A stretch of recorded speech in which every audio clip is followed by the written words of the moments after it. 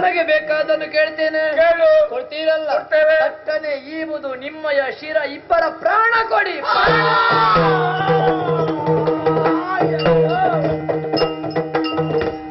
ಏನ ಮಾಡುವುದೆಮ್ಮ ಪ್ರಾಣವ ಕೇಳಿದ ಜಾಣತನದಲ್ಲಿ ವಂಚಿಸುತ್ತ ಸಾನುರಾಗದೊಳಿವೆ ಮನದಿರಾಯನು ತೊಳೆ ತಾತಮ್ಮವರವಂತ ಮಾತಾಗ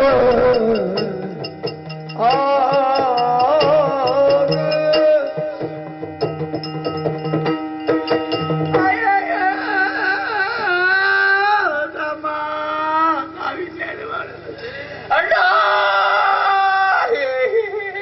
ನಮ್ಮ ಪ್ರಾಣ ಕೇಳಿದರಲ್ಲ ತಮ್ಮ. ಮೋಸದಿಂದ ನಮ್ಮನ್ನು ವಂಚಿಸಿದನಲ್ಲ. ನಾವು ಸಾಯಬೇಕಲ್ಲ,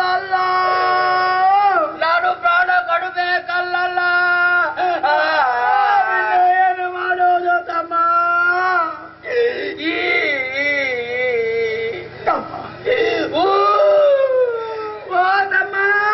ಅಣ್ಣ, ಈ ನಿನ್ನ ಅಣ್ಣನಲ್ಲಿ ನಿನಗೆ ಎಂತಹ ಗೌರವ, ಎಂತಹ ಅಭಿಮಾನ. ಅಣ್ಣ ಹೇಳಿದ ಯಾವುದೇ ಕೆಲಸವನ್ನು ತಕ್ಷಣ ಮಾಡಿ ಪೂರೈಸುವಂತಹ ಗುಣ ಸ್ವಭಾವದಿಂದ ಕೂಡಿದವರು. ಓ ತಮ್ಮ, ಅಣ್ಣ ಇವತ್ತು ನಿನ್ನ ಅಣ್ಣನಿಗೊಂದು ಉಪಕಾರ ಮಾಡು ತಮ್ಮ.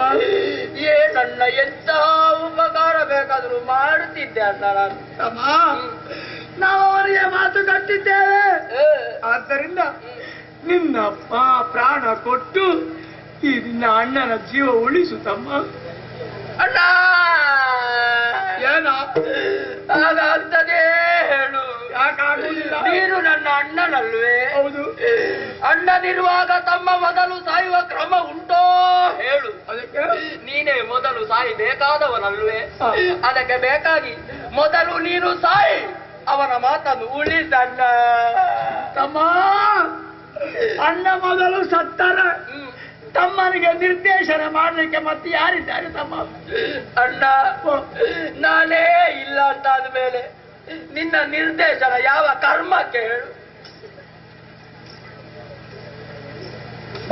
ಹೇಳು. ಅಣ್ಣ, ನಮ್ಮ ಎರಡು ತಲೆ. ಹೌದು.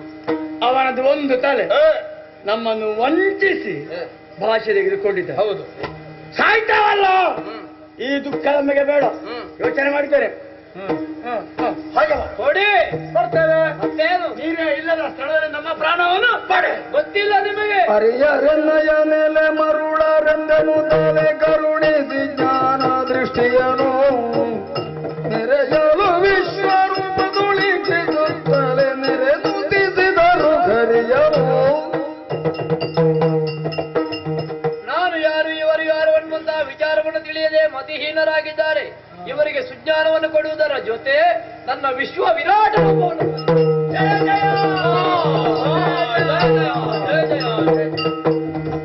ಶ್ರೀರಾಮ ಶಯನ ನಾರಾಯಣ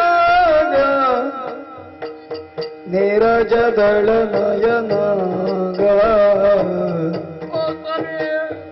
ಘೋರ ದುರಿತ ಗಂಗಾರ ಘೋರ ದುರಿತ ಗಂಗಾರ ದೀನೋದ್ಧಾರಿ ರಮ ರಮಣ ನಾರಾಯಣ ಶ್ರೀರಾಣವ ಜಯ ಜಯ ಜಯ.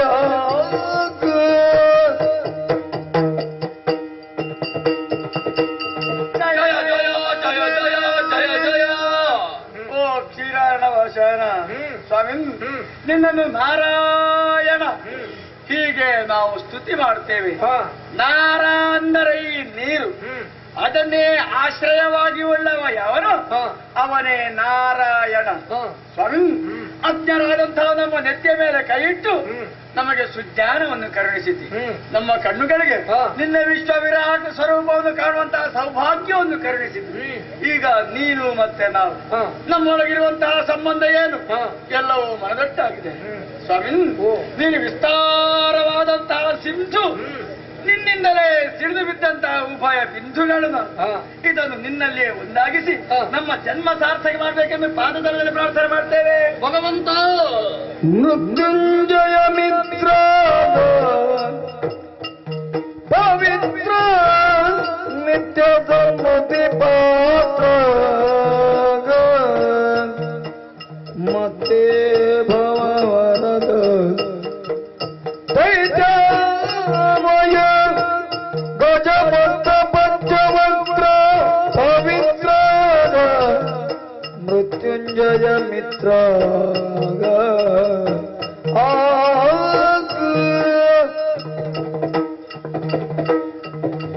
ಓಂ ಮೃತ್ಯುಂಜಯ ಮಿತ್ರ ಪರಮ ಪವಿತ್ರ ನಿತ್ಯ ಸನ್ನೂತ ಓ ಕರುಣಾಕರನೇ ಕರುಣಾ ಸಿಂಧುವೆ, ನೀನು ಯಾರು, ನಿನ್ನ ಯೋಗ್ಯತೆ ಏನು ಎನ್ನುವುದನ್ನು ತಿಳಿಯದೆ ಅಜ್ಞಾನಿಗಳಾಗಿ ದುಷ್ಟರಾಗಿ ವರ್ತಿಸಿದಂತಹ ಪಾಪಿಗಳು ನಾವು ಸ್ವಾಮಿ. ನಿಮ್ಮ ದಿವ್ಯ ಮಂಗಳ ರೂಪವನ್ನು ನೋಡಿದಂತಹ ನಾವೇ ಧನ್ಯರಾಗಿದ್ದೇವೆ. ಇನ್ನು ನಮಗೆ ಬದುಕು ಬೇಕೇ ಹೇಳಿ, ಖಂಡಿತವಾಗಿಯೂ ಬದುಕಬೇಕೆಂಬ ಬಯಕೆ ನಮಗಿಲ್ಲ. ಧೀರರಾಗಿ ಹುಟ್ಟಿದ್ದೇವೆ, ಗಂಡಾಗಿ ಮೆರೆದಿದ್ದೇವೆ, ಧೀರರಾಗಿಯೇ ಸಾಯಬೇಕು, ಸಾಯ್ತೇವೆ ಎನ್ನುವಂತ ಆಶೆಯಿಂದಲೇ ಒಂದು ಮಾತನ್ನು ಕೇಳ್ತಾ ಇದ್ದೇವೆ ದೇವ ಸ್ವಾಮಿ.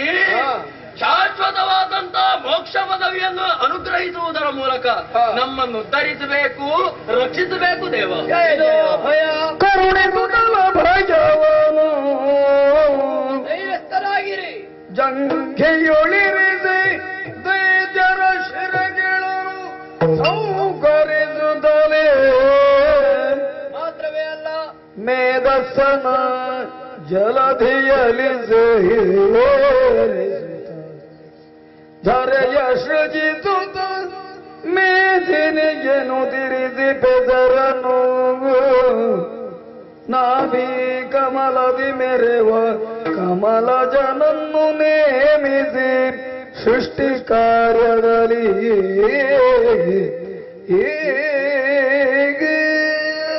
ಓ ನನ್ನ ಮುದ್ದು ಮಕ್ಕಳೇ, ನಿಮ್ಮ ಬಾಹುಲ್ಯವಾದಂತಹ ಭಕ್ತಿಗೆ ಮನಮೆಚ್ಚಿದ್ದೇನೆ, ಸಂಪ್ರೀತನಾಗಿದ್ದೇನೆ. ಭೀತರಾಗಬೇಕು ಅನ್ನದಿದ್ದಿಲ್ಲ.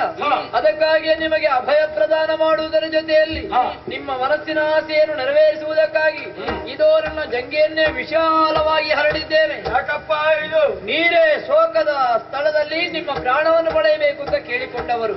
ಅದಕ್ಕಾಗಿ ನನ್ನ ಜಂಘಾ ಪ್ರದೇಶದಲ್ಲೇ ನಿಮ್ಮನ್ನು ಇರಿಸಿ ನಿಮ್ಮ ಪ್ರಾಣವನ್ನು ಪಡೆಯುತ್ತೇನೆ.